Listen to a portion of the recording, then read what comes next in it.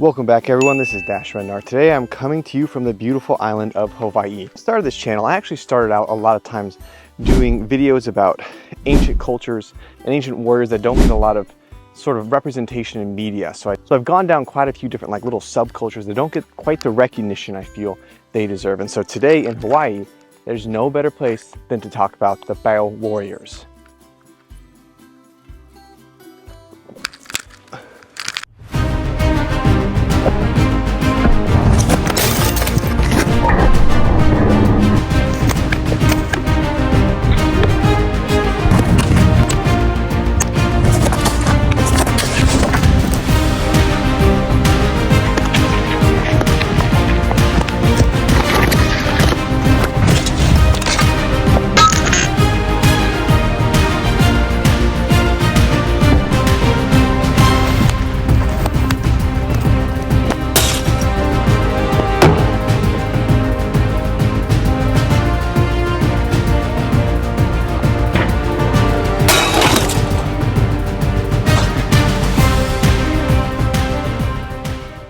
Also, you're gonna have to forgive me for this video. I tried to research as much as possible, but my pronunciation is gonna be bad because these are really hard words for me, but I want to discuss it nonetheless. Now, one super cool thing as you go through history is you start to see the similarities in different cultures and the weapons they've made. So this is gonna be all pre-metal, prehistoric type weaponry. And so in Hawaiian, the sling was called ma'a, and again, pardon me for that, but ma'a is the sound of like the whip or the snap that the sling makes when it releases. And then the rock, I'm gonna put it up here, is like a projectile. So that's what they call it. And so an interesting thing here is I've been messing with the rocks and slinging them around a little bit, is lava rock is so much lighter in density. You really have to be specific with the kind you choose because you're not gonna get a lot of power out of a lava rock necessarily because it's gonna be so much lighter in density than like a heavier river stone or even a lead or shaped clay. What was really cool when I was researching all this is you find the Koa warriors, they were actually named after the tree that the weapons were made from. They were made from the Koa trees. But the one thing they didn't mention in most all the stuff I talked about, they talked about the stone axes, they talked about the really heavy duty wood weapons and everything, but most of them did not talk about the sling. And so when I dug more, you can see that it really was a prominent type of that ancient warfare was the sling, because my understanding is the trees were not good to make bows, but you could definitely make a sling and you're gonna have a lot of projectiles available. The sling itself, from what I've found, is very similar to the kind that I use. It's gonna be some sort of woven strand of reed or grass and woven together. So it's a very, very like analogous to the ballistic type, just it's gonna have the hammock in the back and not the split pouch.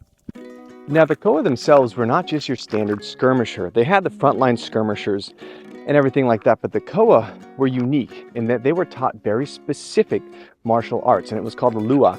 And there's like, a longer word for it, but I'm just gonna stick with lua because it's a little bit easier for me. So this was their form of grappling, submission, joint locks, finger breaks, everything. But the cool thing was that in Hawaiian culture, most things were not passed down written, right? It was an oral or dance tradition. And so this was only reserved for the select few.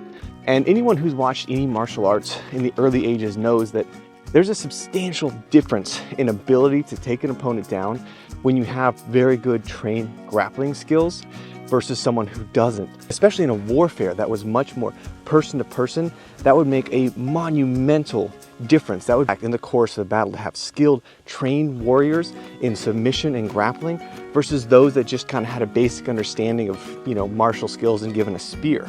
So it was a really unique way that they kind of controlled who would be the elite warriors and how the battle was done. And in addition to the martial prowess, they trained rigorously. They were constantly drilled. They were really the upper echelon, the best of the best. Think of them like the special forces of the time. And they were able to turn the tide of battle because oftentimes in battles, it would start off with single combat. So that single combat, they would pick their best warrior to go out front and fight in that way to kind of resolve the battle. The other thing that I can kind of get on board with is they basically wore nothing. Armor was not something they would put on. I think it was thought of cowardly. And so what they would do is they would shave their body and they would also put coconut oil on themselves to make it harder to grapple. So anyone who's done no-gi jiu-jitsu or any sort of MMA knows that when someone's slippery, it is hard to grab. So if they're a trained, skilled warrior, they have the advantage of that knowledge, and they also have basically those little micro advantages of being slippery and having that ability to slip in and out of different submission holds there to make a huge difference in the course of that battle, to really give them that edge. Talking about different little adjustments cultures made, this is another sling I had. I just got it recently. It was made for me and a friend. This is a more traditional Egyptian or Middle Eastern type sling. It's woven wool and it's got that leather pouch right there as well. This thing's a little bit lighter, smaller cords, and as such it also has this right here. This snaps when you release it to let you know you got a good release. Now the form is a little bit different, so I've been working hard to get better with it. I want to make sure I do it justice.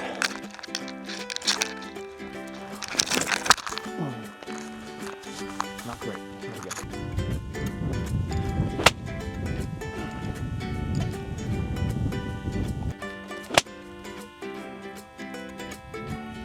So you can definitely hear it there.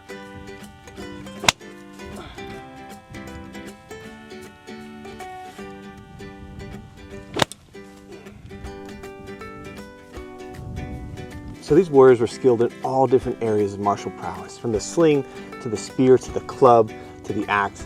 And it was really cool to see on the island just kind of the different topography of how things would work out and how a battle might go, because it's very different than what you think of the standard European type battles. It's going to be a very different type of warfare, and it's really interesting to see how that would work out and how they'd be able to handle and combat those different types of terrains and fights.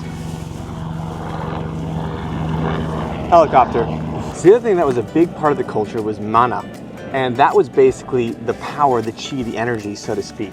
And you would get more mana by being victorious or slaying your enemies, and you'd lose it by being defeated. And so it was almost like this kind of early XP, let's call it, but much more important than that. Obviously much more important than that. I don't want to trivialize it, but it's kind of that idea that the more battles you win, the stronger you become, the more mana you receive, and the better warrior you can be. I wanted to make this a longer video, but I am on vacation with my family, and I told my wife, can I slip away for like 5 minutes to make a quick video, and she said sure. There's a lot of other people that have done deeper dives into these warriors people, and from natives ideally, because they're the ones that have the best oral history about these mighty warriors. So I hope you guys enjoy. I'll be back soon, but I just want to have a fun little excerpt since I'm in Hawaii. Might as well talk about some amazing warrior tribes that don't get a lot of recognition in the public eye. And if you've ever been curious how my hair looks after a week of beach, sand, pool, wind, etc., this is how it looks. I do not care to try and put anything in it to make it go down, and I figured it's a good look for now, so we'll keep it that way. Hope you guys enjoy. I'll be back soon with some amazing videos. We're gonna have lead shot, we're gonna have ballistic dummies, and I'm going to get some armor from Dequim. I can't say his name, I'll get it right. But I'm gonna have some armor from him that we're gonna test against the warbows. So I hope you guys enjoy, and I'll see you in the next video.